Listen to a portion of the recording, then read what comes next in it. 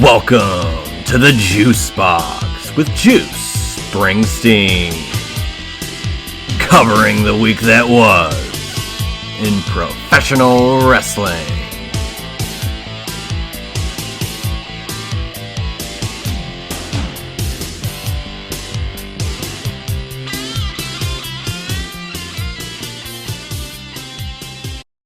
Hello, everybody, and welcome to another special edition of the SIP series. Here, another video version. Don't know when this is going to air, however, because you just don't know with the internet. But hey, someone's sipping over there. Did you hear that sip? Who could be sipping in the SIP series?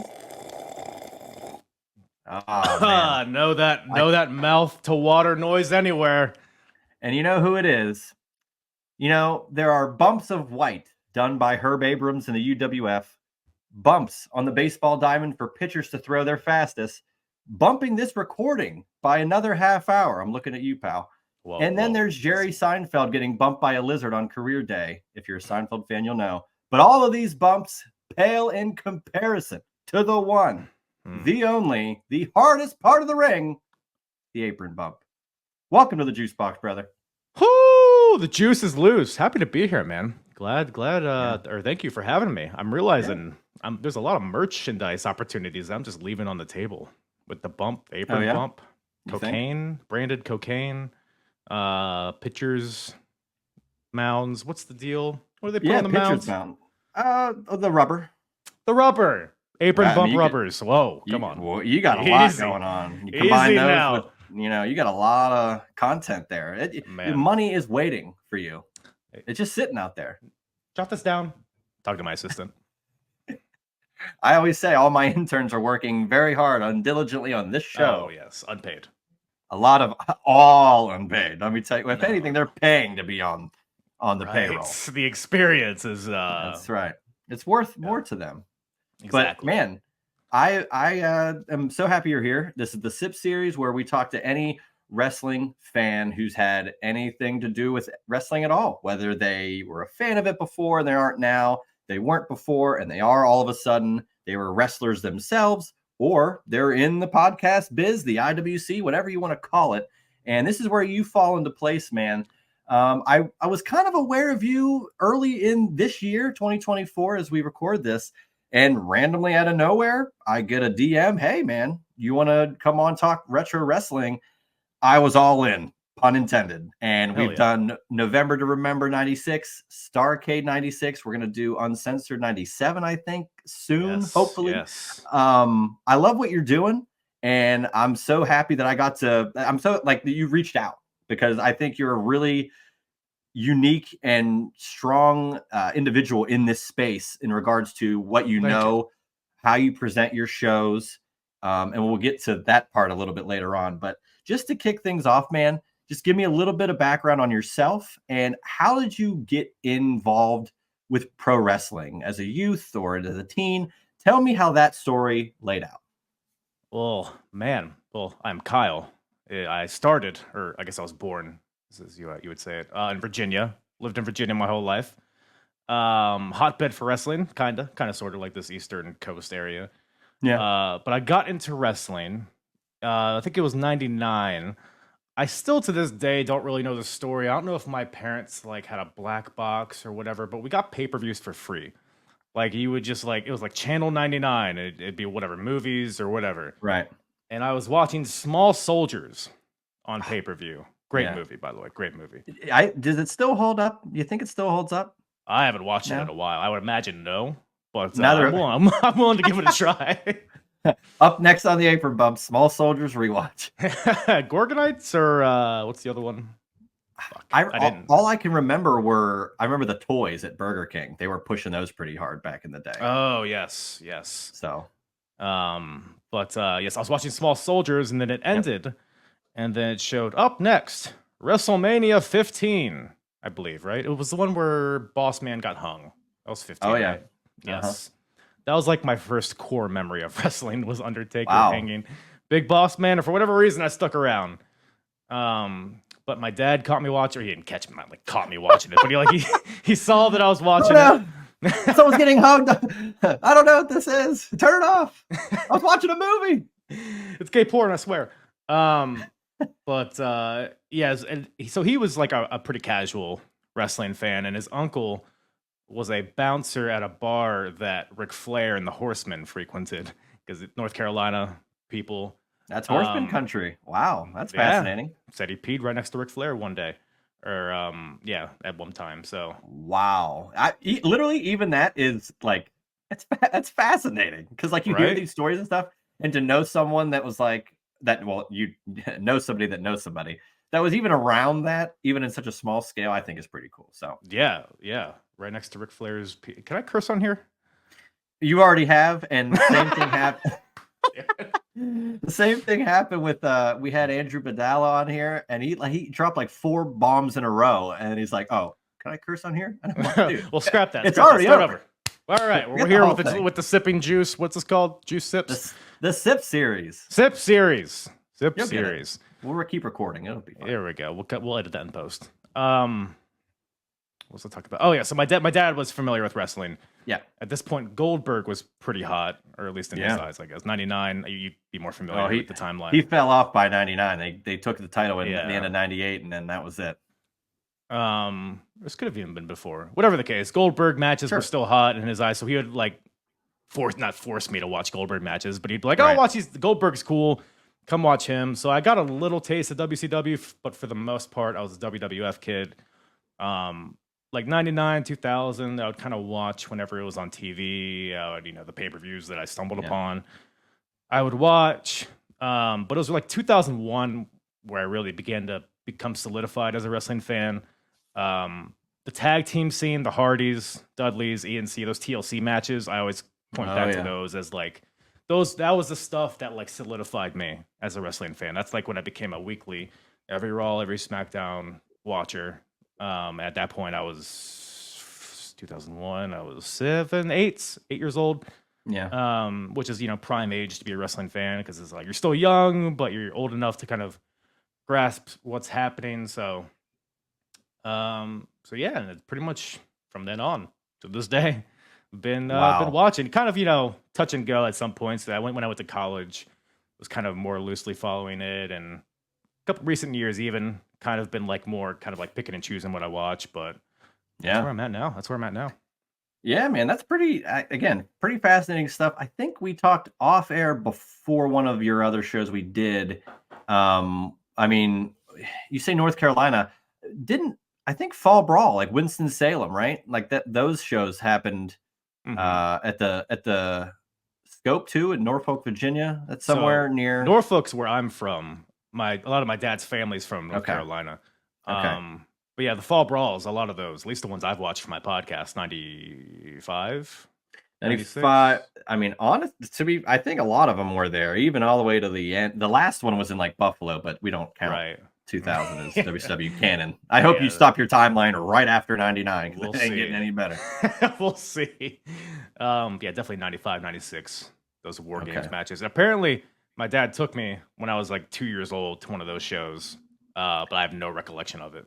And that's where I was going to go next. Do you recall the first show you were at live? So the first show that I remember, at least, it's not a good one. It was Great American Bash 2004. Yeah, he just collapsed when I said that, folks. Great American Bash 04, and which is like at the time I was like, this is awesome, love it, had a great time. But now if you type in like worst pay-per-views of all time, Great American Bash 04 is going to be on that list. But it's not the best. It wasn't the best show. It's pretty historical. It was Eddie lost the belt to JBL. Concrete Crypt. Yes, the death of Paul Bearer. We hardly knew the first death of Paul Bearer. Is that the first? Yeah, then he died in 2013. That definitely brought him back. What, didn't he get stuck in a freezer or something? No, like he really died in 2013. Oh, well, he kayfabe died again, I think. Maybe. Well, I think he was. He might have been brought back around that 2010. They redid because Kane had him for a bit when Kane was world champion. God, that timeline. Talk about timelines. It was awful. Wild. all seems like a fever dream. Like I Nexus was know. involved. I They, know. they, Oh, they had a Buried Alive match in 2010. I have no recollection of this. that's what I was kind of referring to. I think Paul Bearer was around for that, Right. maybe. Because he turned on But The Undertaker in the Hell in a Cell match that they had. well, Again. yeah, and that was October, I think. Yeah. Or I don't know when that was because Bragging Rights was the Buried Alive. I'm so confused. All that runs together because that's when Hell in a Cell was its own show, TLC was its own show, hmm Hell in a Cell, I think, so kind of shifted throughout the years. it Like as far as did. where in the year it was. So it could have been, and I don't know what Bragging Rights, who knows what month that was in. So Bragging Rights, because we had one here in Pittsburgh, and I think that was Ooh, October, late October. that sounds But I right. think Yeah. that was also the time where they were doing. They might have been out of the brand split by then, but I swore they kept doing like Raw and SmackDown pay-per-views. I can't Yeah, recall. They're not that memorable. the brand split kind of evaporated like around that time. So, Yeah, but they still could have been doing Raw versus SmackDown. Who knows? But absolutely could have been, but yeah. But so the Great American Bash '04, that was the first show you recall going to live. I mhm. mean, after that, how many shows did you really go to? What's the most recent show? Like, where are you at in going to shows? Give me some notable shows you've been to. Well, the most notable show that I've been to was last year, at the tail end of my honeymoon. Went to WrestleMania 39, which is I could be biased because I was there live, but to me that's like one of the best shows ever. So it's crazy that that's the one Yeah, that I picked, and or it just yeah. happened. When me and my wife got married and did California stuff, and then ended up in LA. Did both nights, so that's definitely the most notable show. But they both WWE and AEW come to Norfolk all the time, at least once a year. Bunch of SmackDowns. Richmond, Virginia, which is close Okay. by, like an hour and a half, 2 hours away. I went to Backlash 2016, I believe it was. It's the one where AJ beat Dean Oh Ambrose for the title. wow. So Yep. that was Yep. cool. That was cool. Damn.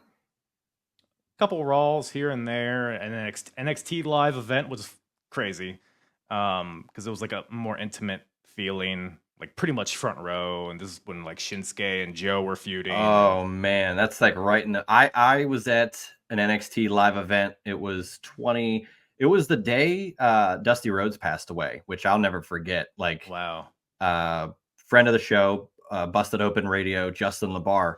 It was one of the first times we really interacted and went to a show together. And he was gonna get interviews backstage with NXT talent, and I was gonna be the film guy. And I was like all amped up. Here we go. And then I remember exactly where we were on this like rooftop bar, and like middle of the day, and I got a notification that Dusty Rhodes passed away, and I was like, oh my! Like I told him, and we're like, oh my god. And then we kind of started quickly realizing there's no way this yeah. show is going to happen like it's supposed to tonight because of that. Because Dusty's kids, like that was his baby, Mhm. and yeah, they canceled all the like backstage stuff, and the show still went on, but it was a pretty emotional night. But like Finn Balor and a lot of that was like right in the meaty part of the NXT Black and Gold era. Did they do any like Um, Dusty tributes during that show, or I guess it was so yeah, fresh, maybe they couldn't. I think they did a 10 bell salute if I recall, but Right. it was just wild the timing of it all and it being an NXT show, like of all the times for that to happen. Right. So Yeah, I mean, I saw Paul Bearer die on pay per view, so I know the feeling, so I can kind of relate. yeah, I mean, that's fair. That's fair.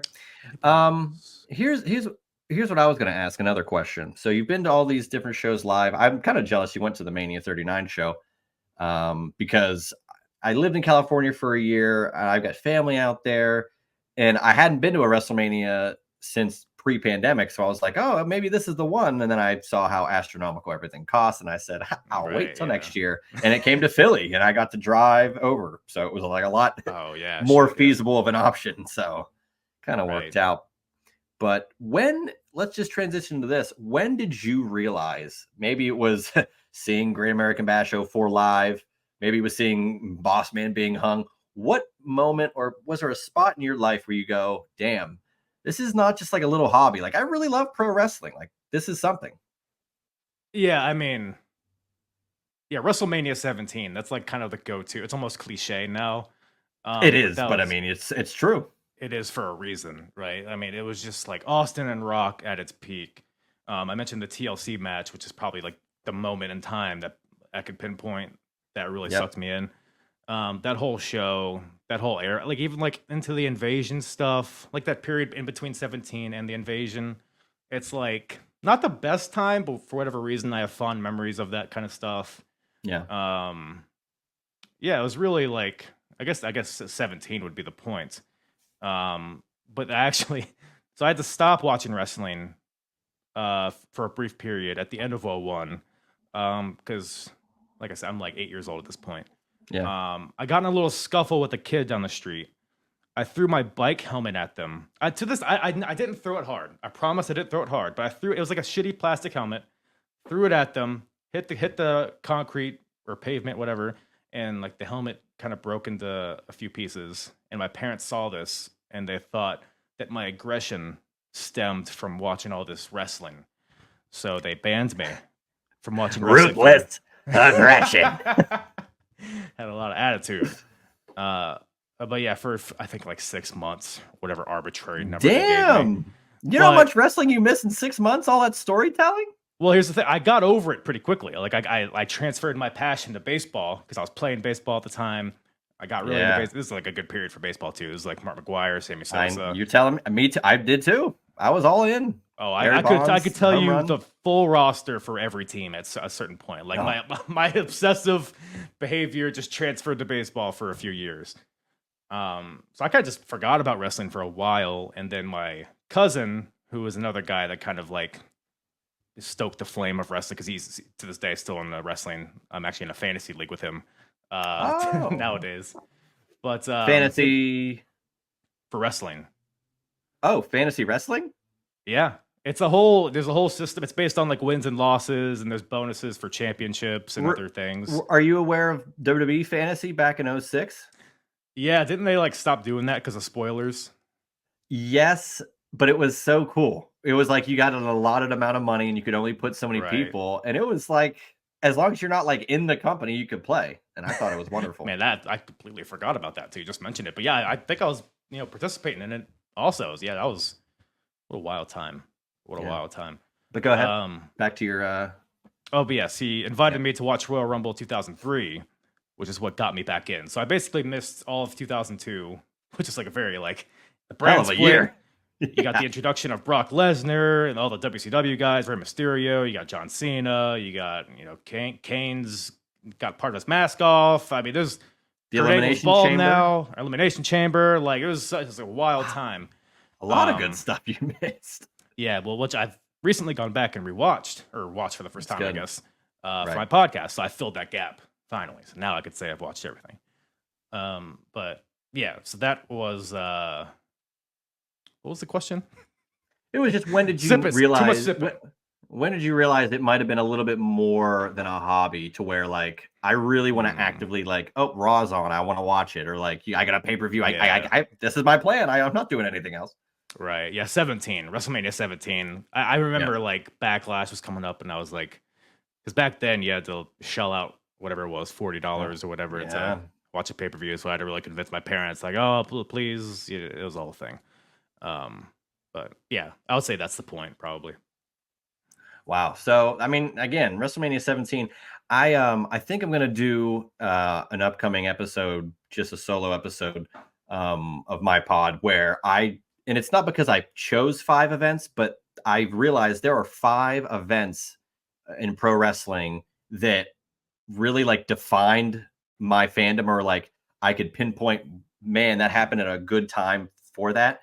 And randomly, no true spoilers because this episode hasn't even been recorded yet, but Starrcade 90, which again, just random, but I was at my grandparents' house and there was a bunch of random VHS tapes and one just said house on it. And I was like, oh, that'd be interesting. I wonder if it's like a home movie that I've never seen. Cause like, I don't know. It was just fascinating. I popped it in and it was Starrcade 90. Ooh. And I'm like, damn. Like, is this the Pat O'Connor tournament? Yes. And the Black Scorpion. Oh, yeah. I kind of recently watched that for somebody else's podcast. And it was the opening match is great. It's Bobby Eaton and Z-Man. Love that match. Stan Hansen, Lex Luger, right? Yes. Oh, That was actually pretty fun. That was pretty fun. I know. It was a bull rope match, yeah. Or the lariat match, I think they called it. Just interesting. Right. So that there was another VHS tape my dad had, which correctly marked Clash of the Champions 17, which was November 91. Again, it's just odd that they had this tape, but these are shows I watch over and over again because it's all I really had access to. Two other shows, Royal Rumble 2000 and Mania 17. Of course, two of like the greatest Attitude Era shows of all time. Yeah. I got those off VHS, like recorded copies. My dad played recreational deck hockey, which is just on your feet instead of rollerblades. Okay. Yeah. And is that not field hockey? No, because those are smaller sticks. It's like you're bending down a lot more. This is just regular hockey on a real, like a floor, but you just run. So there's no coasting. You get gassed way quicker. Yeah, that sounds brutal. Yeah. So, but it's fun. But at the place that he did it, at this deck hockey rink, the owner, this random woman that owned it, bought wrestling pay-per-views and knew I was a fan and my dad was a fan because that's how he got me like involved. And the two shows that they like, oh, here, you can have them, were a copy of Rumble 2000 and Mania 17. So I watched those all the time, and they just so happen to be such great shows. The final being WrestleMania 21. That was the show that got me in after not watching wrestling since WCW closed. So all five of those shows, but Mania 17 seems to be, and everybody's like, this is a great show. I remember this show. This is how it got me in. It is. It's got everything. It's such a good representation of the Attitude Era, which you could arguably say that it's the end of the Attitude Era. It is. I think it just had everything. Rock and Austin at the focal point, all the car crash stuff, the soap opera stuff. There's some technical wrestling in there. It's just the gimmick battle royal. It has something for everybody. Yeah, on there. A buffet. You had Bobby Heenan and Gene Okerlund, as well as JR and Heyman, and like all like the perfect. You had every top person you could ask for. Duke the Dumpster Drosy. I mean, what else do you need? The Goon. They made a figure of him. We talked about Aldo Montoya before the mics went hot, but the Goon, they made one. So Aldo was on the pre-show of that show. I think, right? Just Incredible was. Yeah. Can you imagine? They bring in the gimmick and don't bring the gimmick into the gimmick battle royal. They go, no, you're on the pre-show, pal. You're only doing this gimmick one more time. No more. All right. So we talked a little bit about your other interests. So what other unique interests, if you would refer to them as unique, but just fantasy wrestling is interesting. You playing baseball is somewhat interesting. Because I played baseball as well back in the day. What position? I played everything except catcher. But I loved second base. I think second base was where I preferred. Yeah. So wait a second. You played baseball and were having a tough time figuring out what was on the mound? It's been a long time, man. I haven't played baseball. I haven't even watched baseball actually, not to lie, I just went to a game a couple weeks ago, but I'm not like, what's that on the mounds? I'm just like, where's my next beer and a hot dog? That's right. But yeah, anything else that you got going on outside of this great wrestling podcast? But no, I'm a catcher. But so outside of the podcast, I'm kind of, I wouldn't say a gamer. I'm not as like actively gaming nowadays. It's more like casual stuff. I used to be like deep into Call of Duty and like a RuneScape and stuff like that. Back in the day, I would play RuneScape and watch some wrestling DVD. I probably watched Survivor Series 2003 while playing RuneScape for hours, days, probably weeks, even. Like, just it got a little nuts, got a little crazy as a youth, I had a girlfriend on RuneScape. Oh, did you? It was probably me. Pretty serious. Hey, could have been. Was it? Could have been 1, 2, 3. I sometimes think, what if I just got back into RuneScape? What if I just said, to hell with life, social life, forget it all. Just get my wood cutting up, sell the logs, rinse, repeat. This is such a great, it's just that type of game. I feel like is such a, there's so many types of those games now, but then it was this is a unique, type of game to play. Right. Like different achievements and things to do. It wasn't just like a standard game. Like there's multiple ways to just have fun in the game outside of just killing people or whatever. It was like that in World of Warcraft, which I didn't get too into that, but Well, because it was- RuneScape was the free World of Warcraft. yeah, You I know? think I had the paid version. Not to brag or anything. I forget what you got with Wow. the paid. What did you even get with the paid version? Couldn't tell you. Never had it. I think you could have dragon armor, but we're losing everybody that's listening, by the way, with RuneScape talk or gaining. I don't think. Yeah, we probably getting. It's probably a wash, to be honest with you. Yeah. Outside of that, kind of just I like to work out. I like to play spike ball. Oh wow. Okay, Big that's spike ball interesting. guy. I have a neighbor that we met a couple months ago. It's like a couple. That guy likes playing spike ball. We have a problem finding more people because you need like at least 4 people to play spike ball, and everybody's like they have jobs and shit. It's like, what are we doing? How come these people with these jobs? I got a game to play in the backyard. What are you talking about? A lot of spiking to do. Not a lot of time. Yeah, unfortunately, a lot of my time nowadays is wrestling, work, eating. Sometimes I talk to my wife, pet my cats. Big cat guy though. Big cat guy. I mean, I Me love too. cats more than humans. So Yeah. I mean, That's currently me. I have a dog, but I've only owned cats, for the longest time, but currently with a dog. how So, was the because we're talking about maybe getting a dog at some point because cats are very self-sufficient. Like, what's the transition like into getting a dog? well, to be fair, it is my girlfriend's dog, but I live with her. So it's her like, problem. well, no, I take care of him and still do all that stuff. Oh, But okay. the self-sufficiency is absolutely a thing where I'm like, and it's not a knock on the dog, but because I love him. But it's like, man, we could be doing anything and going anywhere and never having to worry about who can watch him if we had a cat too, because the cat's just like, I'll take care of it. I'll eat, automatic feeder, goes to the bathroom on its own, it'll sleep for 18 Right. hours a day, much like me. So Yeah, we You know. are kind of just cats when you really think about it. yeah, so I mean, but I was think there still would be like a transition phase ish of just like being around a dog instead of being around it, because cats, even unless they're really annoying, they really don't just like meow, where dogs could bark a lot or could Mhm. whine a little bit. And like it is what it is, but I don't think it's bad at all. I love, the dog that I've got now. So Right. Yeah, cats. Some cats can be like, they knock stuff over, and all mean, the time. my cats don't really do that. They puke. Hey, he's got a puke. Yeah, my cat draws. Wow, that'd be dope. You name your cat Draws. Yeah, it's paralyzed. So, yeah, cats, big cat guy. What other hobbies? I did Muay Thai for a bit. Really? I stopped probably like a year ago. I just got my own heavy bag now. I did sparring for a little bit. I was looking into actually fighting for a bit, but getting hit sucks.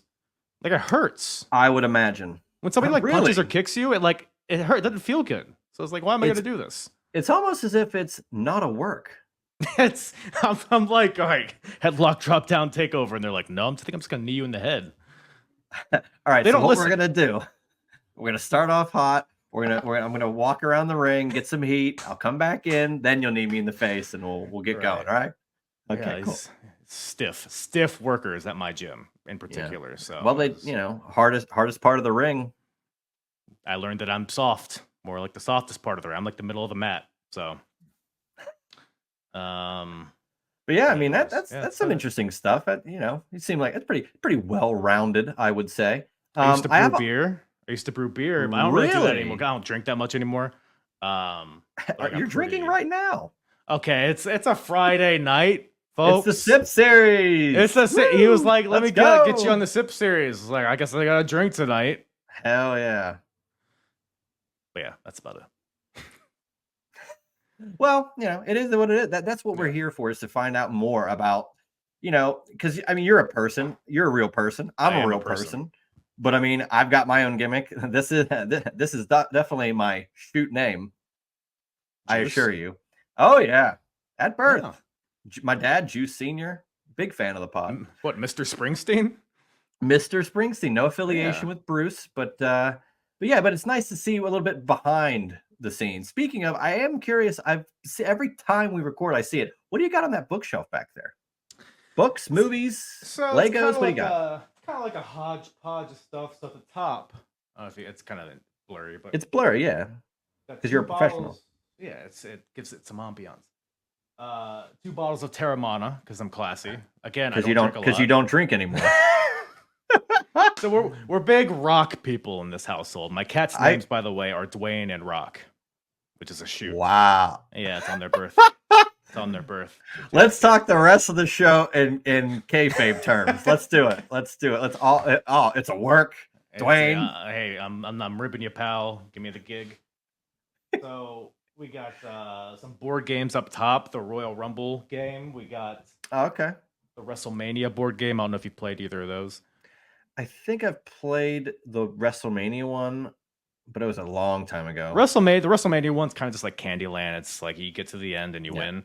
It is what it is. The Royal Rumble game is actually pretty fun. You got like the different characters have like different abilities, and I forget exactly how it works, but there's like more strategy involved. So I recommend it. It's actually a pretty fun one. Okay.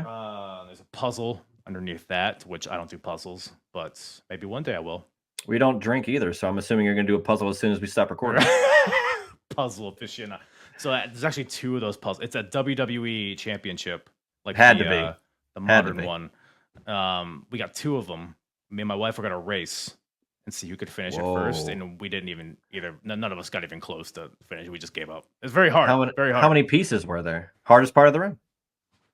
600 hardest pieces. Part of the puzzle. So, oh God, 600 pieces. Yeah, that seems like a lot. That's too much for me, pal. Below that, we got DVDs, which are just like, so back in the day, like my birthday or whatever, when I would get money, I would take it to Best Buy and go to the wrestling section, which is like a very like small little section in the corner, and just buy whatever tickled my fancy. So it's just like a bunch of random like early 2000s, some documentaries, there's a few like TNA ones. So it's just kind of like a hot. I haven't bought a physical DVD. I think the most recent DVD I have is No Way Out 08. With Jeff Hardy and floating. Yeah. I was such a huge WWE DVD. I'm a wrestling DVD guy, but WWE DVD guy. Mm-hmm. My YouTube, which is now revamped to be Juice Springsteen, all the other videos from the previous name of the account, they're all privatized, but I was always like getting a new DVD almost every week. I think I have every pay-per-view from like 08 to 2013. Like I was on and that was before like the network got announced, and then it got announced, and I'm like, I'm never getting rid of these. I never know what you're gonna like. You don't know, and now it's going to Peacock. The restrictions on certain music and stuff on the entrance themes, because like WrestleMania 17, it's got My Way on the DVD, but that's the only way to do it. But go ahead. Is My Way not on the network or on Peacock? Oh hell no, I don't think so. You might be right, man. I don't. You know what? I think you are right. I think that's that's a shame. And then the initial part was always like the scratch logo. It was never on. Like they had to blur everything out. The DVDs have everything, and that's like the only way to do it. Well, some of the DVDs, depending on when they were made, the scratch logo is blurred out. Like I have some of the like the Undertaker. What's it called? Like Tombstone, like a lot of that stuff's blurred out. Yeah. And even music. I'm just talking period ones, like actually for like Mania 17's actual copy. Like it's still WWF by the time they released it. Because and the last DVD I bought only because it was the last DVD they ever produced was Survivor Series last year, where CM Punk came back. That was the last one they ever produced, at least domestically. They might have been doing WrestleManias for a while. Then they recently started doing only via Walmart some of the pay-per-views or PLEs of the last year. But that's it that I'm aware of. So I've got the first one, which is WrestleMania 15. Fun how that comes full circle. That was the first DVD to ever get released by WWE. And then Survivor Series 2023 is the last one. So when did they release that DVD, WrestleMania 15? I'd probably say a little started. Well, they started it then because SummerSlam 99 is also on DVD, so it's probably in 99. Were they doing DVDs in 99? Yeah. Here's a real fun fact: there is one WCW DVD, but it's not domestic. It is the Japanese DVD, and it's covering the feud between the Millionaires Club and the New Blood, which It is what it is. It's just a random faction of old guys like Luger and Sting Yeah. and Flair versus like Billy Kidman and like all the younger guys. But that's the only WCW DVD Wow. that came out. So, but yeah, they were doing DVDs later in 99 and they just kept going. Wow. Yeah, I guess Blu-ray came around like probably like 08. Well, that's when they 07. started doing HD was in 08. That's when WWE went to Yeah. HD for the first time. Yeah. And I think you could get Mania 24 on Blu-ray. But even then, it would be sporadic releases on Blu-ray. Most WrestleManias, some Royal Rumbles, some SummerSlams, I think. And then they did like your documentaries and match compilations. They did a couple of those with Blu-ray as well. Yeah. And then those kind of went as long as they could. And then they stopped. They only did DVD stuff. So I would recommend if you want something that you've never really seen before, they have, I think there's 2, maybe a third one, but there's 2 DVDs more recently that WWE put out their unreleased content that you can't find. There's unreleased matches, and then there's an unreleased Macho Man DVD, and it's all never aired. You probably will never see him on Peacock or anywhere. So I bet you it'll go on Peacock eventually. I'll just wait for it on Peacock. I was browsing Peacock earlier, and there's some unreleased. There was like unreleased Attitude Era. I didn't really watch it, but it piqued my interest. So. Oh wow, was it? Did it look like a DVD, or was it just like stuff that they mentioned? Like, did it look like it was a release? That's a good question. I think it might have just been some clips that they had because they've been doing like their YouTube channel, the Vault. WWE Vault. Yeah, right. I know. They did a WCW Saturday Night the other day, and I was titillated. You lit some candles. You sat down with some popcorn and watched that. I bet The juice was flowing. 6:05. Easy now. But yeah, what else? I think that's pretty much anything interesting on my. There's a few books that I plan to read. Eventually, I have. Sure. I have Moxley's biography. I read sometimes. A lot of it's like biography stuff. A lot of it's wrestling, but sometimes I venture out. Yep. I got the Young Bucks book, which maybe I'll read one day. Yeah. JR. I've read JR's book, which is a good one. I just finished Stone Cold's, the one that came out in like 03. Which JR book was it? He's done a 2 or 3, I thought. Under the Black Hat. Okay, was that 2017? This is right before AEW. Yes. Okay, because again bringing him up again, Justin LaBar. I filmed an interview at a Barnes and Noble. He did a signing around here, really? And I filmed like a 30-minute interview with him and Jim Ross about that book. So. Oh, that's awesome. Yeah, I got a photo with him, and I was like, I don't know when I'm going to meet Jim Ross. So, like, going to a book signing is like the only way to do it. I don't even know what I would say to him. I don't even know. This actually came up. So recently, I need you to tell me if I messed up here. So sure. Recently, do you have Bojangles there, by the way? No, that's more southern. Do you know what it is though? It's like chicken and yeah. I brought it up on another podcast and like, what is Bojangles? I get it. So I get it confused with Zaxby's, because I've had Zaxby's. Okay. Yeah, Bojangles is more like biscuits. Like they have good, like they're like breakfast. They're known for their breakfast, I feel like, but you can get like a bucket of chicken there if you wanted. I know Bojangles sponsors. They might sponsor a college football game, but I know they sponsor a NASCAR race. I want to say like the Bojangles Southern 500 or something. That checks out. Which is Darlington, isn't that South Carolina? Oh, I don't know. I don't know. Yeah. South Carolina is another. But anyway, go ahead, Bojangles. But JBL and Gerald Briscoe, who I guess have a podcast together, they were doing a meet and greet at a local Bojangles not right down the. It was probably like 30 minutes away, but. I chose not to go. Like, what am I going to say to them? I don't listen to the podcast. Obviously, I know who they are, but it's like... Didn't they do collector cups recently that they were promoting before SummerSlam? Like, the Dudleys were on them, and... I was like, because I was going to go to a Bojangles on my way to Cleveland, but I decided not to. I was like, am I doing this for a cup? Are you really? Bojangles guy. I'm on my trip to North Carolina last weekend. It's like every 2 miles, there's another Bojangles. It's like, fine, I'll stop. It's bow time, I guess. That's their thing. I would have gone to that JBL signing, but I would have said, "Hey, you blocked me. Get over it. Unblock me." What'd you say to him? It was just a photo of Jinder Mahal with the WWE title in front of one of the WWE trailers, and on the trailer it was like Sting, JBL, and someone else, but it was like a legend, right? And I said 3 Hall of Famers and JBL, and that was it. That's worth getting blocked for. Yeah, it was. It was absolutely worth it. I mean, I could have said harsher things and never got blocked or whatever, but I'll take that one. I thought it was funny. Get over it. It's worth it. It's worth Yeah. it. You know, I just realized the other day that Shawn Michaels blocked me, and I don't know why. I saw a lot of people were saying that he was blocking folks.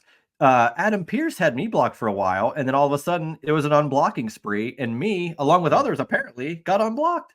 I don't know what the hell's going on. I'm like, why would he even? Why is he navigating my page of all the page? Come on, Juice you got nothing better to do. This guy, who does he think he is? Mark, who'd he ever beat? Probably what exactly. He said. Don't know. I was probably said something negative about NXT. Maybe, I don't know. Maybe. Wow.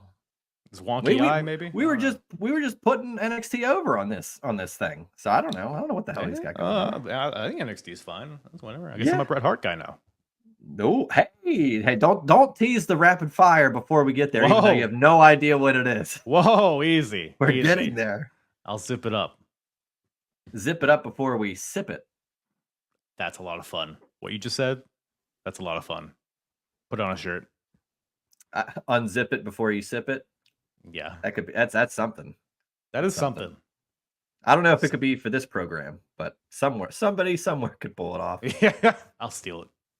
Go right ahead. Yeah. So let's get a little bit more back on track. Although this is exactly why I do these shows, is to go off on tangents, get to learn more about the guest at hand here. When did the Apron Bump podcast idea come to fruition? When did you want, hey, I want to do a podcast. There's a million of them out there. Look, I had the same thing. There's a million of them out there, but I want to still do it. Why? Right. And why the Apron Bump? Give me a little bit of a background on that as I turn a better light on and mute myself. So it was like the summer of 2019. So my first episode was, I believe, December of 2019. But a few months before that, I started an Instagram called The Hardest Part of the Ring. Okay. To just be like a wrestling, because for a while I had been like talking wrestling on like my personal accounts, but nobody cares. So I was like, whatever, I'll just get ingrained into the wrestling community. I'll start a wrestling account, do wrestling things there, just to like give my opinions. Because it was like the point in time when AEW is getting off the ground, and there's like the community is a buzz. There's a lot of people, a lot of opinions to be had. So I was like, let me get in the mix. It's fun. It is. It was like a few months into that, I was like, oh, some people are following me. I'm starting to gain a little bit of a following. And I was like, well, what if I just like got a microphone and started talking into it? And it was at that point I realized how easy it is to start a podcast. Maybe arguably too easy. Yes. You should have to register for a permit to start a podcast, but I digress. But yeah, it was like December of 2019, I think was my first episode, maybe late November, whatever. It was kind of just like a free flowing for a few months. I would come on whenever and talk if I had some thoughts on a certain show or just a certain topic, like talking the current product. Yeah. And then I realized a few months into it that I didn't really enjoy like the regular podcast episodes of the current product. To me, I felt like I had to like keep up with it, and it made it feel like a job to me, and I didn't feel like doing that. And because also like at the time, like I wasn't like a super hot time for wrestling either, so it's not like I had a lot of passion, like not a lot of passion in it. Late 2019 was brutal. I mean, the beginning of AEW was great and everything, but you had the the Fiend, Seth Rollins, Red Hell in a Cell thing, which I was actually at that show. Really, unfortunately, and even though AEW Dynamite had just debuted like 5 days prior, people were chanting AEW like loud. It was like, dude, what? You gotta come up with something better than this. Oh, that red lighting was brutal, man. Yeah, not good. Big mallet was very silly. Yeah, like, what are we doing? So mallet? Quite. So you were there live. So on the feed, it cuts off like right before he hits him with the mallet. Like, what happened there? Are you serious? Yeah, if you go watch it, the screen just goes black. Like he swings it, and it's like right here, the screen just goes black. When does it come back? It doesn't. That's the end of the show. What? That's how the show That's how the show ends. Oh my god, because there's no bell or anything. No, it's a Hell in a Cell. That no floors disqualifications. Me. That's insane. As I recall, again, this is 5 years ago in a couple weeks, depending on when this airs or when we're recording this, but it was in October of 2019. And I can recall like him about to do it, and then like the ref called it off and like rang the bell, and they said what happened. It was not a DQ, but it was like a stoppage or like to stop him from not killing him or going overboard or whatever. And I'm like, that's why everybody was losing it. That is even more insane that they just cut to black. I mean, I don't want to rewatch it, but I might have to. I did not know that. I could be remembering it a little bit, but it was an abrupt, like there was no bell for sure. Okay. So it just. I mean, I believe you. That's insane, then. We don't want to show this murder. We don't want to show Gallagher splitting the watermelon. Right? Come on, prop comedy. Let's go. Oh man.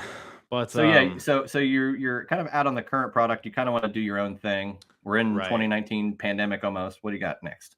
So for a few years before that, before I'd even thought about doing a podcast, I was already rewatching the Attitude Era. I started at WrestleMania 15 because that's like around the time I started watching. It's like when it was like at a point where, because at that time I was like, I don't care about what happened before that, which I think was a mistake. Right. Absolutely. You want to see the lead up now. Which I've realized. So I was just like watching it for fun, just on my free time, whenever, I throw a Raw on or whatever, a SmackDown. And I was like, I'm watching this stuff. I might as well like turn it into content. So the first retro review I ever did was Royal Rumble 2001, which happens to be my favorite Royal Rumble. Great show. Like WrestleMania 17 soon after that. So like I'm getting my favorite shows out of the way, like right as I'm still green as goose shit. It started out just that timeline.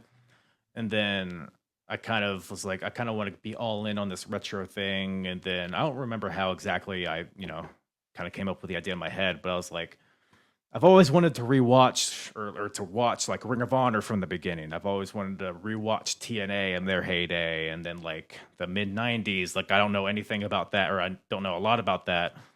I'd like to rewatch all of that. So it's kind of built on itself. And now I got like, 4 or 5 different timelines going of different promotions, different eras of time, different styles of wrestling. So over time, it kind of built on itself. But yeah, that's kind of how it started. It was just like, it was also like COVID, like so many other people started their podcast in COVID. It was like, might as well find some sort of hobby. Some podcasts were like really popular too. And so that's kind of how I got into it initially. Wow. Yeah. And that's the thing. Like in the pandemic, like that was like the last thing I was thinking of. Like I was out of so I moved to California for a year, but I moved like in the fall of 2019, and then the pandemic hit. Like everything was just like flipped upside down in the time that I was out there. So other than that, I probably would have done a podcast because I had been on other shows and done it and always wanted to do a solo show, but just never had the time or never felt like it was the right time until, early last year. Yeah. So I love that you had been in the space because I can kind of relate as well. I was in a space doing different things throughout the years. And then you kind of like, all right, I want to get out there. I want to put something to this. And I love the Apron Bump gimmick. I think it's it's just like an easy play on words as my intro dictated, and I feel like it's easy to just like play with that. And I don't know, it's a unique name. When I started my Instagram initially, the hardest part of the ring, it's like it's obnoxiously long. Like it's a long handle, but it's like clearly a wrestling thing. Like wrestling fans know what I'm talking about. It's almost like an inside joke. Yeah, that's the other thing. It's like if you're a wrestling fan, you know immediately what you're talking about. And then the podcast name, I thought about different options, like the hardest pod of the ring, but I was like, that's a little too much of a thinker. Yeah, it's still long. Yeah, it's still long too. You want something shorter. Funny enough, there is a podcast called The Hardest Part of the Ring Podcast, and they happen to live like 20 minutes away from me. Which is like great. I've had them on my show. Like they're cool guys. Oh wow. Okay. That's fascinating. And there's also another Apron Bumps podcast, but we don't talk about them. But I don't know who they are. I don't even know if they're still doing it, honestly. But And that's why you're Um, here. You continue to put out great content. That's the only one consistency bump. is key. This town's only big enough for one bump, and That's right. they didn't draw their weapons. So Do you find like is the consistency what is it a true key for you? Like what oh keeps yeah. you going? Is it putting out new content at a certain point? Because you do an episode a week, do you not? Yeah, so the way I do it and following chronological timelines, like it makes it like it's like a narrative. Like there's always like a next episode. Like there's Yeah. always something on the horizon. Like if you're just talking current stuff, you might not care about what happens next week or next month. But And you here, also like don't I kind of know. know. This is Yeah, already there and you can see like it coming out and you're like, I can discuss this. I don't know if I can discuss what's currently happening. It might suck. right. It might just be a dry period of wrestling with nothing to talk about. Like so. Like I can look at my spreadsheet that I have right here. It's like, oh, I'm talking uncensored on Yeah. November 20th. So it's Yeah. like, and it's just like a very fascinating, like I'm very interested in like that period of wrestling that I haven't watched, like the mid 90s that I'm in. Like so many people talk about 97 is like their favorite year. And I've never God. watched it like pretty Oh my much at God. all. So, You are in for a treat, my friend. right. But people say the same thing about like Ring of Honor and like 04, 05, which I'm also Yeah. covering, and like the TNA stuff, and like so like I see what's on the horizon, and it's like the same thing as like binging a TV show. Like you always want to watch the next episode, and that's kind of how I formulate my podcast. And like the idea is for people to discover my podcast and be like, oh, I can binge away on all these episodes chronologically. So the way I've set it up makes it interesting for me to continue, and it gives me motivation. And in theory, it would give listeners that same motivation. And they can go back for a catalog that is timeless in a sense. It's a Right. timeline, but it's timeless because it's one, it already happened, but it's you recalling it from a different perspective.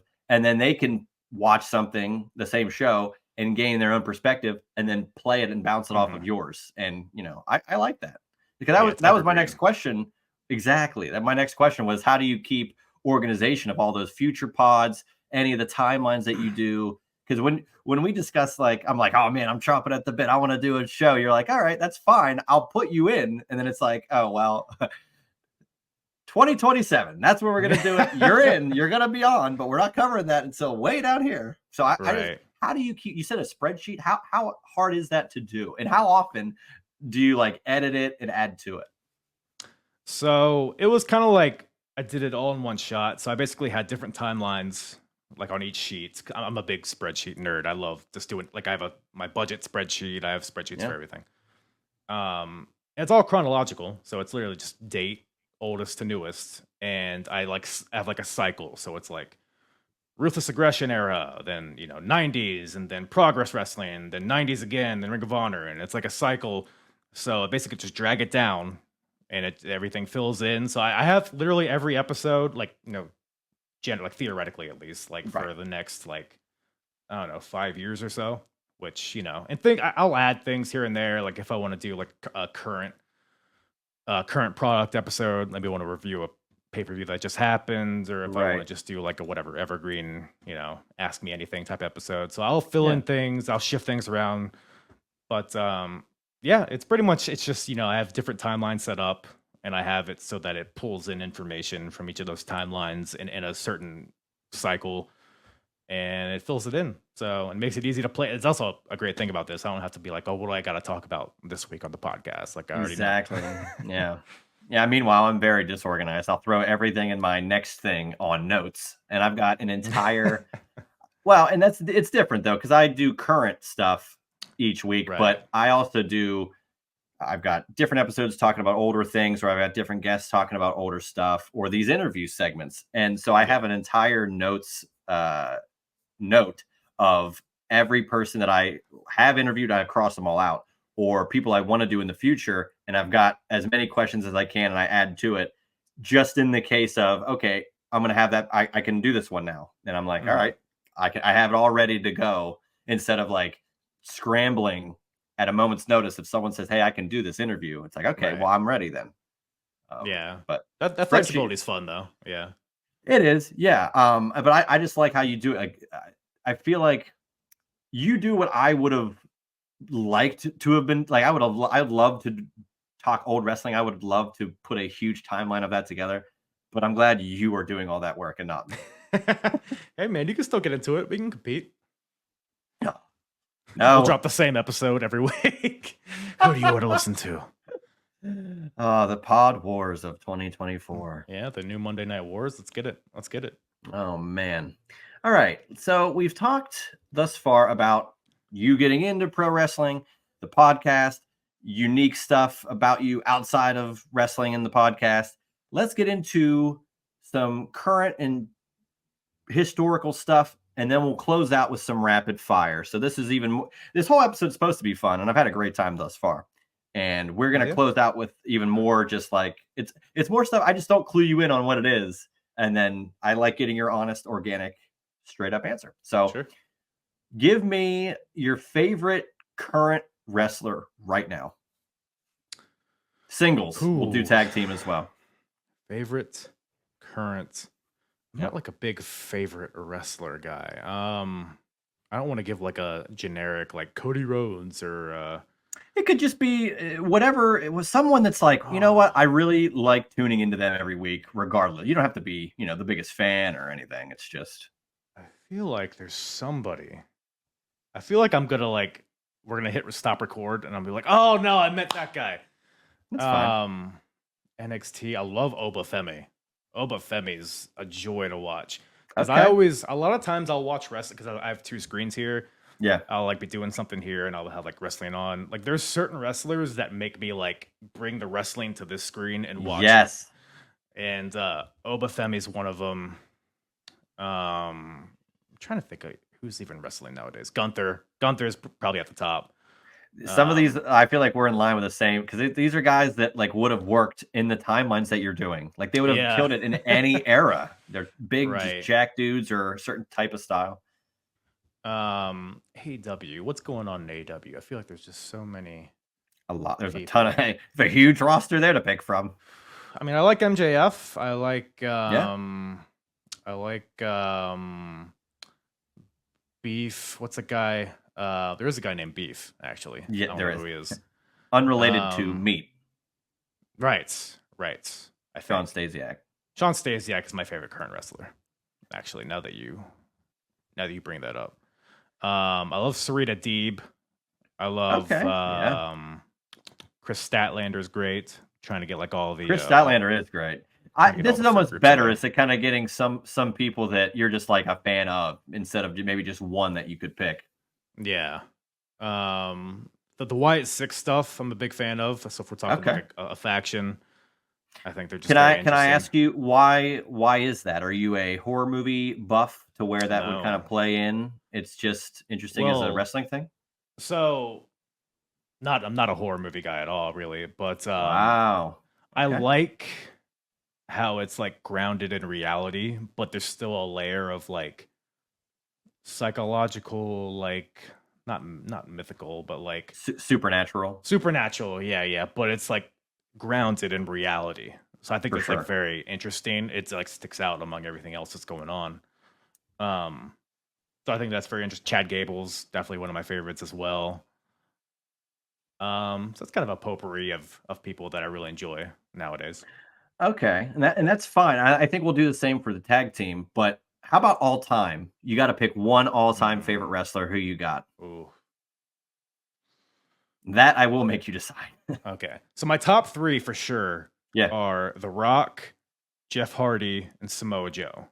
Those are my top three. Different eras, different styles. Oh yeah. I'm gonna go Jeff Hardy, just because as a kid he was always my favorite. Absolutely. Again, that TLC match, that was a Hardy Boys mark. That was the first T-shirt I ever got. It was the purple Hardy Boys shirt. Oh, that's a great shirt. It's a great one. Is your Austin 316 shirt a repro or is that a vintage one? Yeah, no, it's from WWE. It's I got it a few months ago. Oh, okay. Off WWE site. I wish it was a vintage one.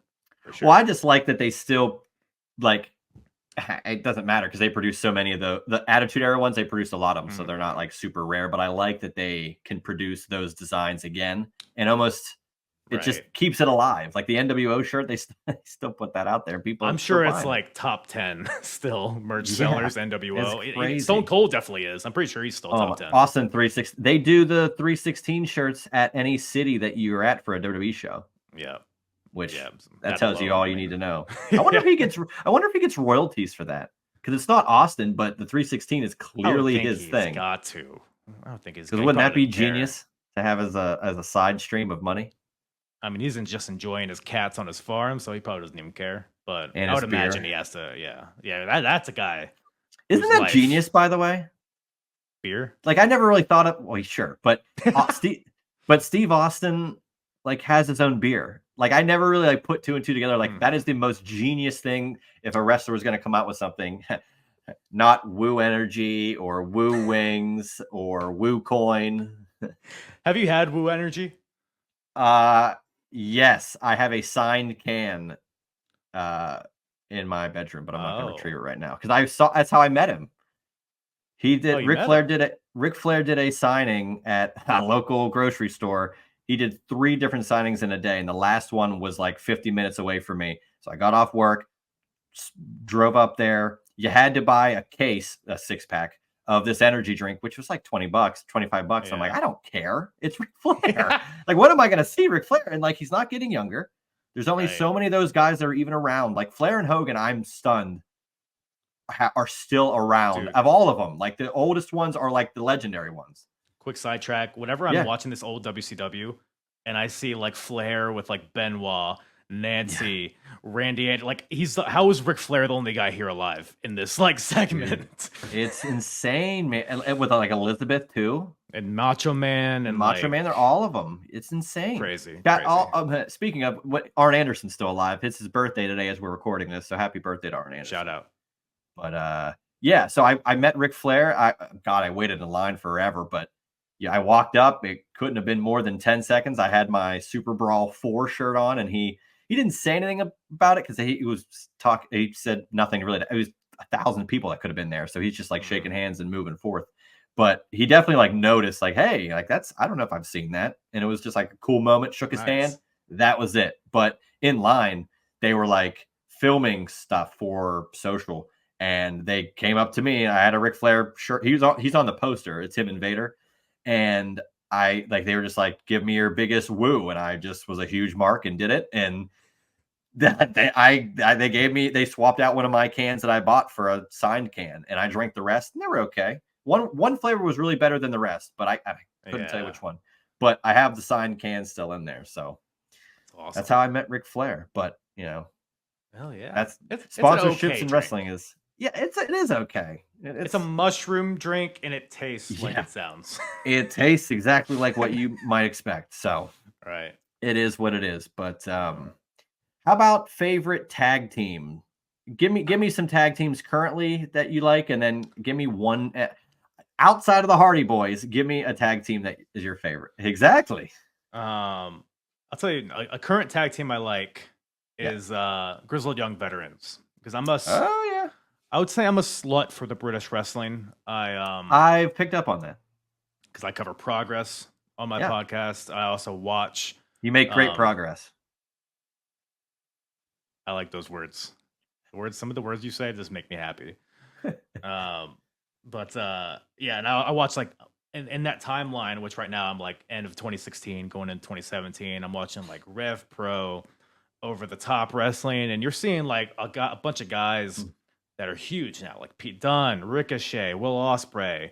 I just recently watched the Will Ospreay Vader match. Like, there's a lot of gems from back then, and a lot of guys that we can't see nowadays, like your Marty Scurlls and et cetera, et cetera. Yeah. So I remember that's how I first saw Finn Balor was in one of those shows. Yeah. He what the hell? He was dressed up as somebody. I can't. Was it the Ripper? It was someone unbelievable. Right. And I remember like seeing it. I'm like, this guy takes so much care in just like the presentation of before he even gets in the ring, let alone when he's in the ring. And now I'm glad he's at the top of like WWE pretty much. He's in top storylines the last few years. It's wonderful. He's been there for forever too. Like, you forget how long he's been there. Well, I just said the NXT show in 2015 I was at. He was there. So That's it's wild. been He's almost been there 10 a years. decade. That's Yeah. wild, dude. So wild. But I was talking about Grizzly Young Veterans, Yeah. who were a British tag team. I was a big NXT UK guy as well, which And is now they're in where AEW. yeah. So I enjoy watching them whenever they're on TV. FTR, of course, love them. Oh yeah. Nathan Frazier and Axiom on NXT. Underrated. I mean, I think they're the best tag team going right now, like in the entire world. Like they're incredible. I loved A Kid when he was in NXT UK, but he needed like some sort of character to really like push him to the next level. And I don't know if the mask deal is it, but the tag team with him and Nathan Frazier, I think, works.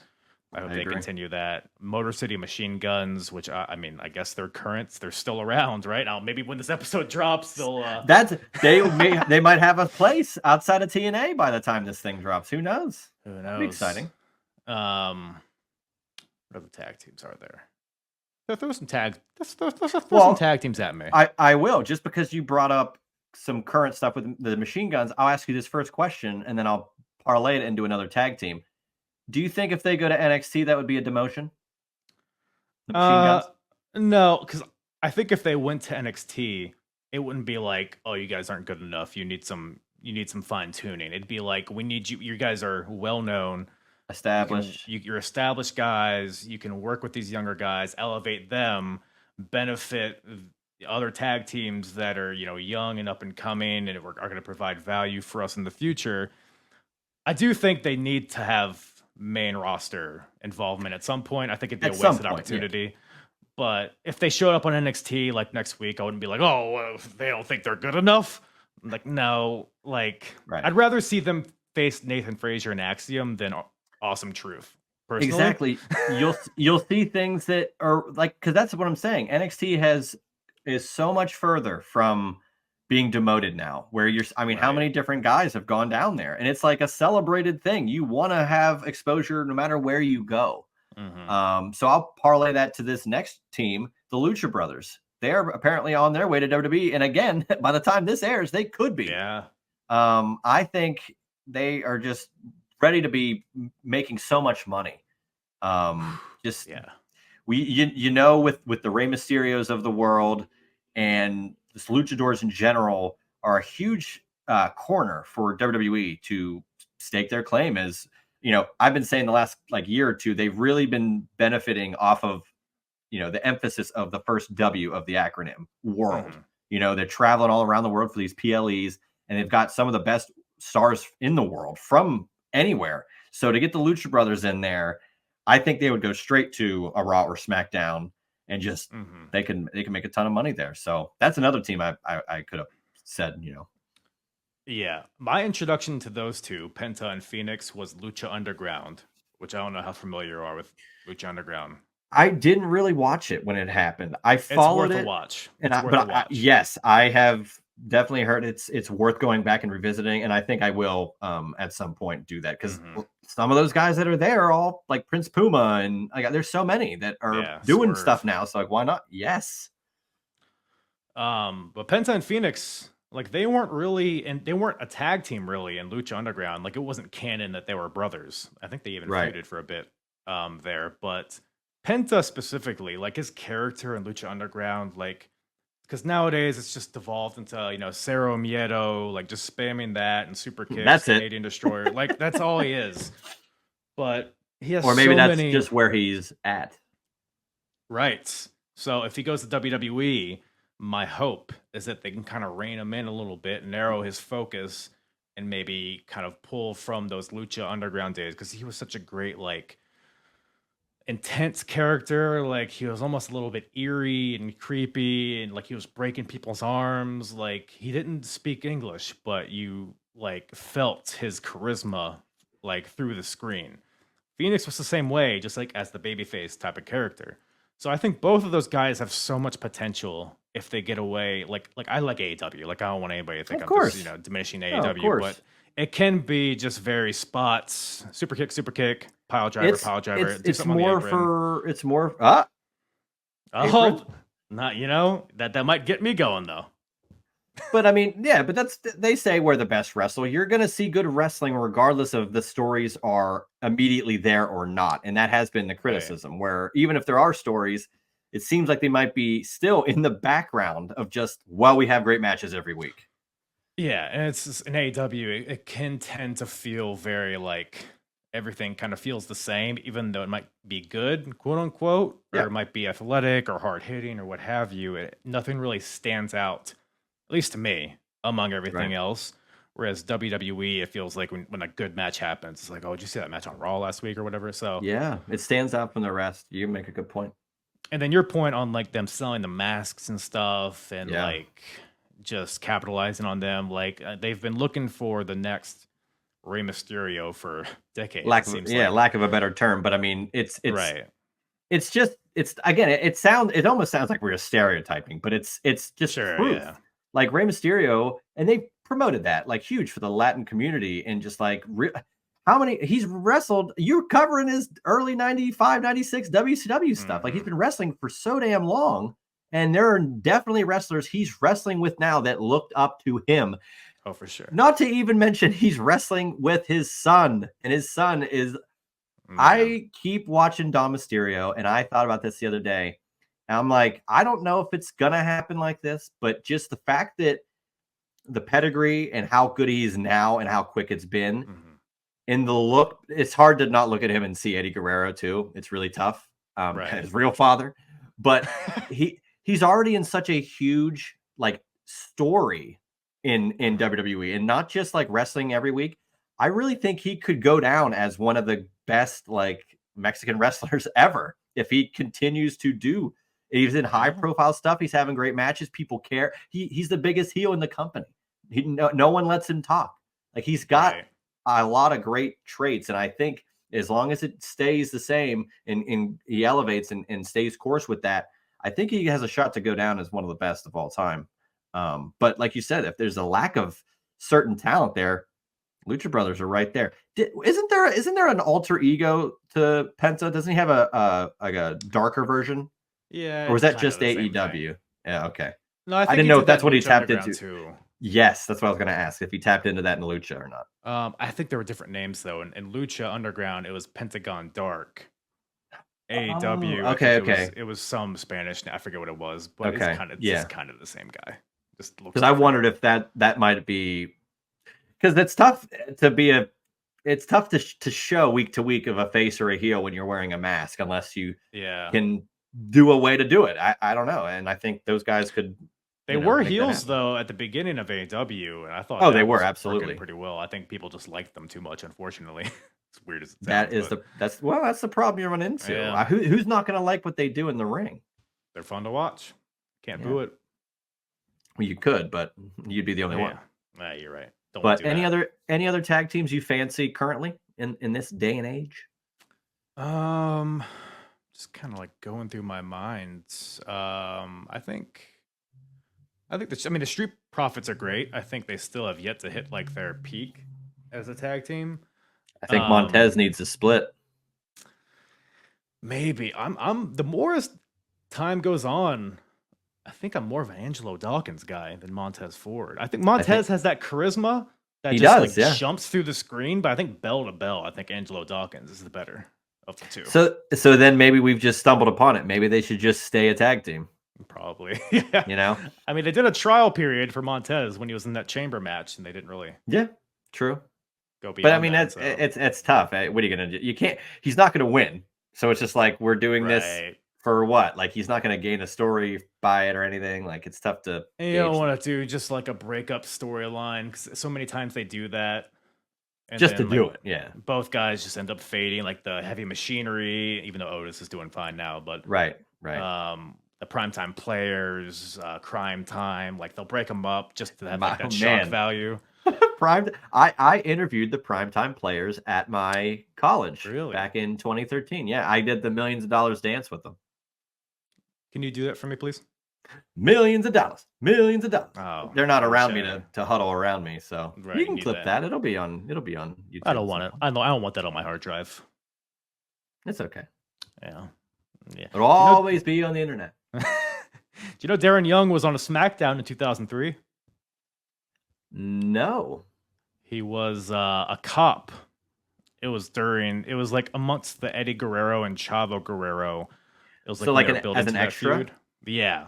Yeah, he went by his real, it was like Detective Rosser or Oh something. wow. Oh, Fred, yeah. Yeah. I think, who was it? I think the Bashams Oh hired my him to be God. a fake cop to get Eddie. The story was that the cop was like, Eddie, your sister-in-law's in a car accident. You need to leave now. And then Eddie stormed out and left Chavo alone so the Bashams could gang up on it. It was a whole thing.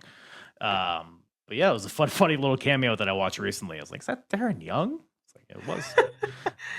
Wow, that's pretty wild. Yeah. What would you say all time favorite tag team, not named the Hardy Boys? All time favorite tag team. Deuce and Domino. No, Hey, you can pluck any random tag team, and I will be pleased that you brought them up because I'm here for the random pulls. this might be kind of a cheat, but Kevin Owens, Sami Zayn. That's fair. Back to their days. So As Steenerico?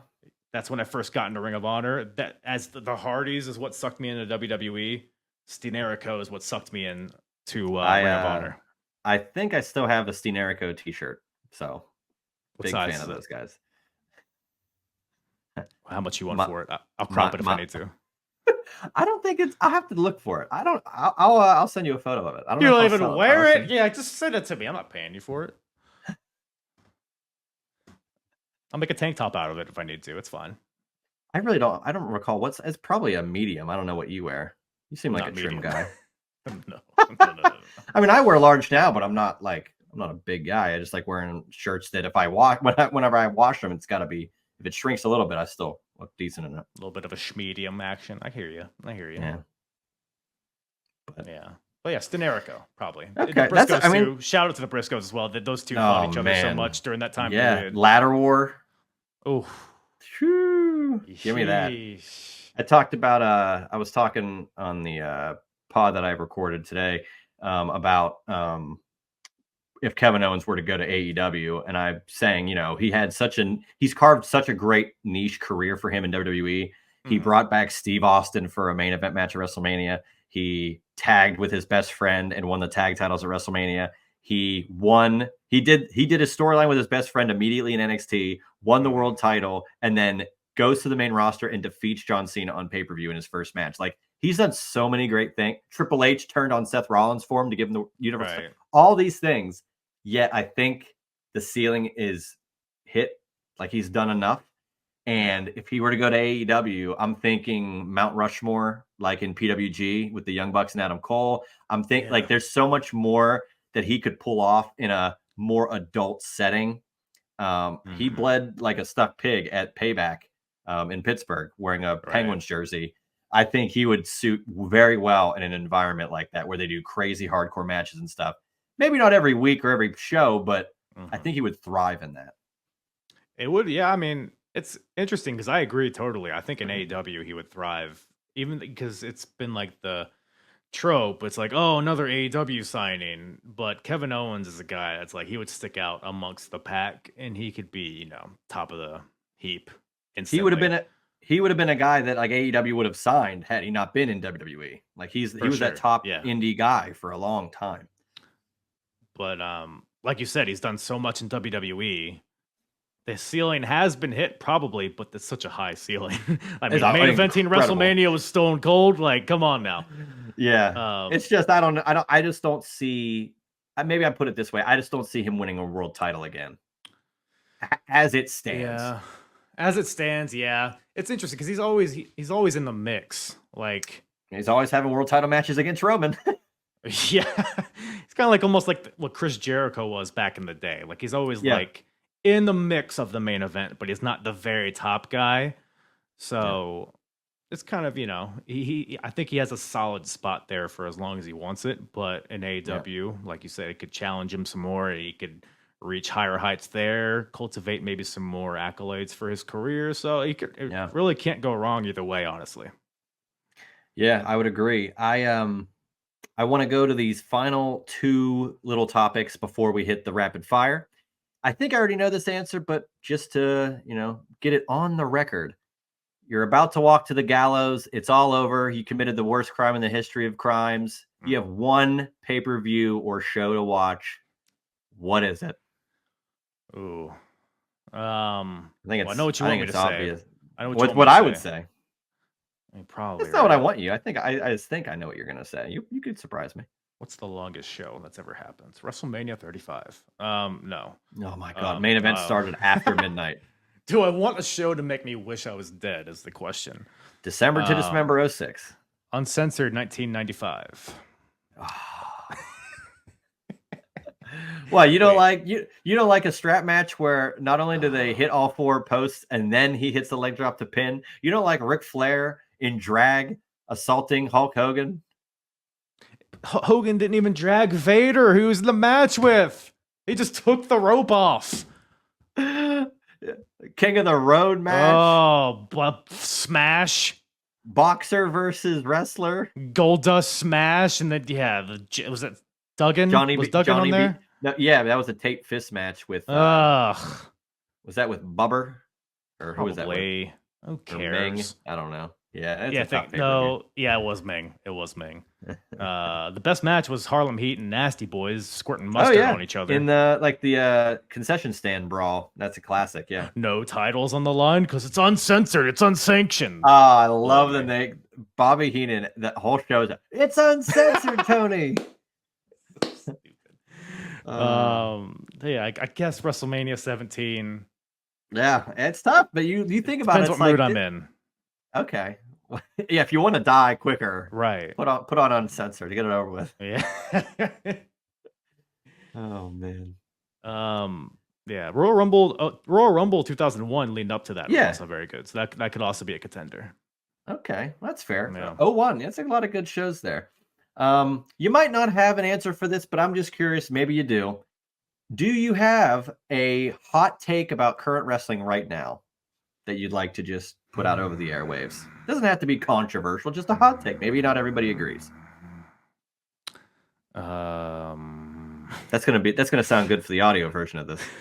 I'm filtering out all of the things that would get this show pulled off the air. Yep. None of those on my screen. Hot takes. I feel like, we kind of talked about it with AEW. I feel like good wrestling is like not good wrestling, if that makes any sense. Like good wrestling can only get you so far. I'll say this. Like it. Bangers are not good wrestling. I have a question off that just because you use the phrase banger.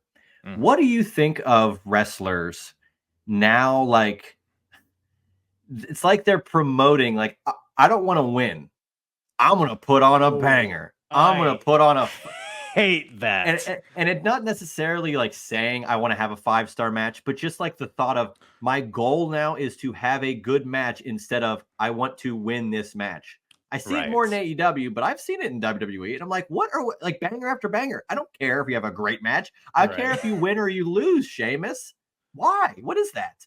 I think there is something to like baby faces wanting to entertain the audience, which I can be okay with.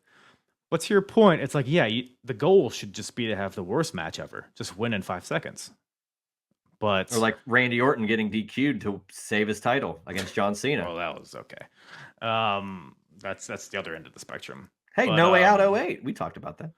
Yeah, something. That was a thing that happened for sure.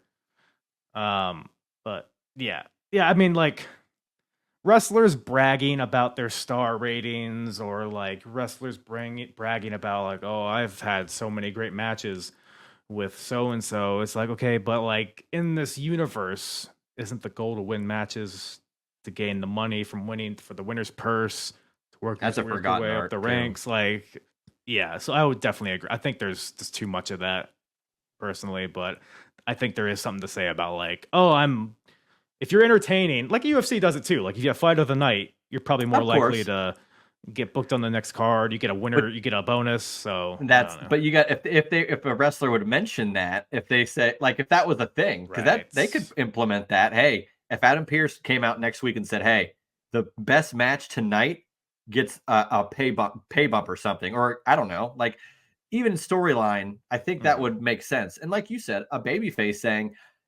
this is still different. Like what I'm going to say is different than saying I want to have a great match. Is I want to put on a show that the fans can enjoy. Is different than I want to have a great match with so and so, or I've had so many great matches with so and so. Well, how many of those have you won, pal? Right. None. And who? Why? Who cares? Like Shawn Michaels. Shawn Michaels back in the day was like, nobody's a better entertainer than me. But he also like didn't stray away from, you know, wanting to win matches. I think that was like a good balance. Yeah, he won world titles. He was a showstopper, but he was successful in the match, like too. Right. You should promote both. Like I won, but I also, you see what I did out there? No one can do that. Right. I don't know. Yeah. It's just you said banger, and that triggered me being like, this is what I want to do is just have great wrestling matches. That's bizarre. Yeah, and I think there's too much of a formula nowadays of just, okay, you hit your finisher, I'll kick out. I'll hit my finisher, you kick out. Forearm trading in the middle, and then we'll do something off the top rope. And then, so I think a lot of it just, and every match is trying to do that too, which is like, it makes everything kind of blend together. You don't like find, at least I don't find myself being like, oh, remember that match from the last pay-per-view? Like, I don't even remember what happened at Revolution this year because there was just so much happening. Other than Sting retiring, that I can recall. But yeah, that's pretty much it. What did the Bucks do? I don't know. Probably something. They probably flipped off something. Oh, that was the Sting match. They lost to Sting. That was the bad example. It's like, what did Moxley do or Danielson or whatever? What did Darby Allin do? Oh wait, he fell off the ladder through glass in the Sting match. Again? Okay. Again with the glass. Oh man. All right. Well, this has been wonderful. I am very thrilled that you came into the juice box today. We had this sip series. You've been sipping on beer. You're sipping on water. The hardest part of the ring is, that's what I think. I hope I'm wrong.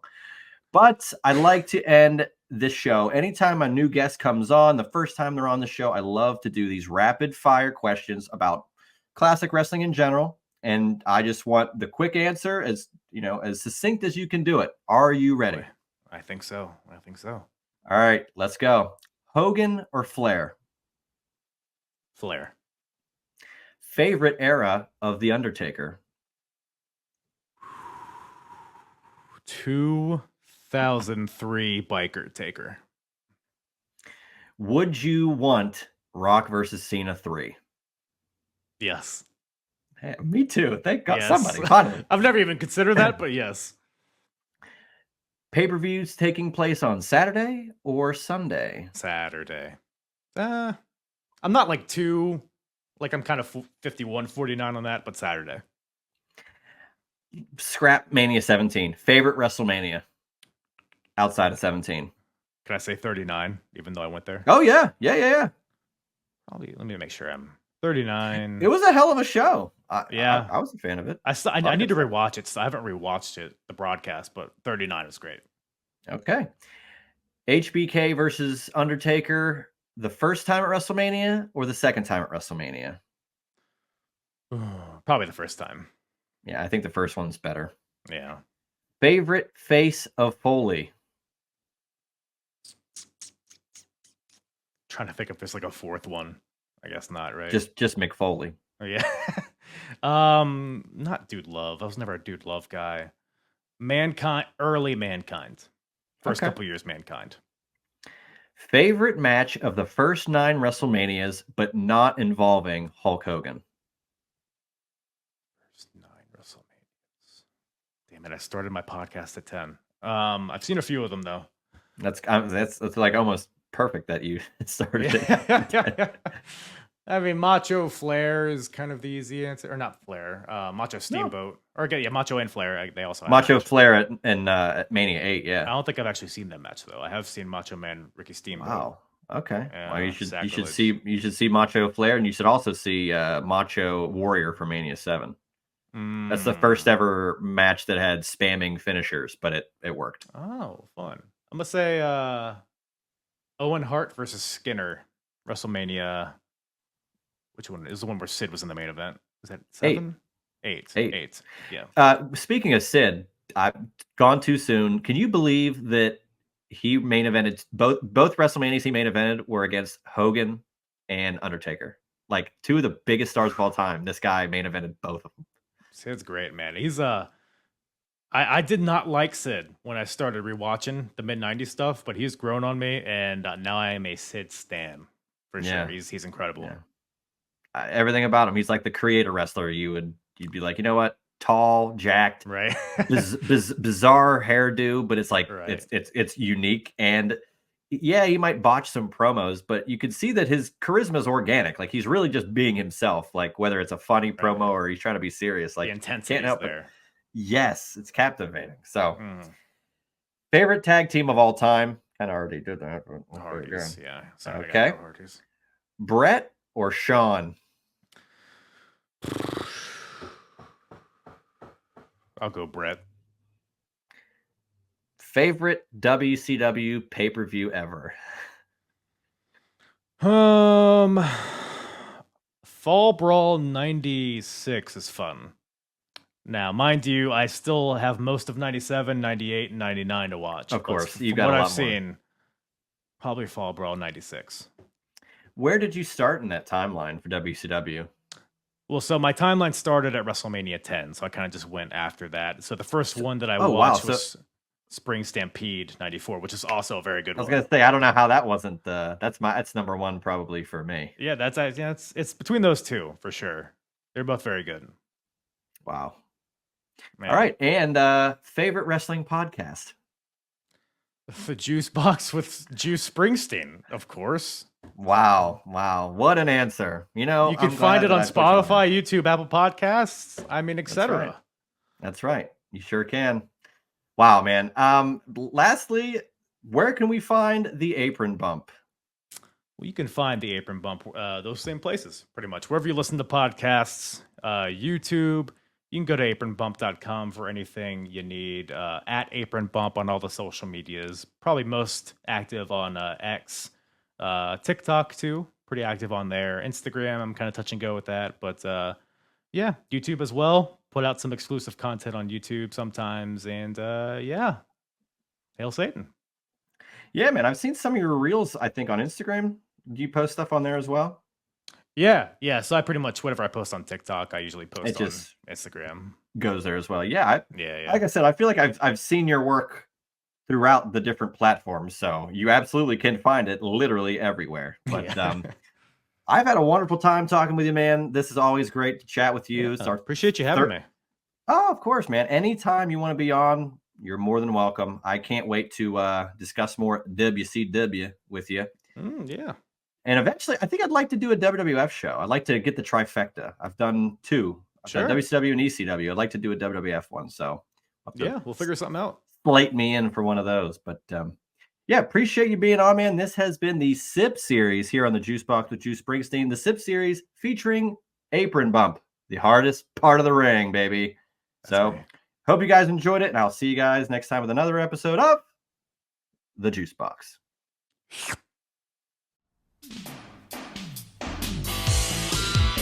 That was the Juice Box with Juice Springsteen. Make sure to subscribe to the Juice Box wherever you listen to podcasts.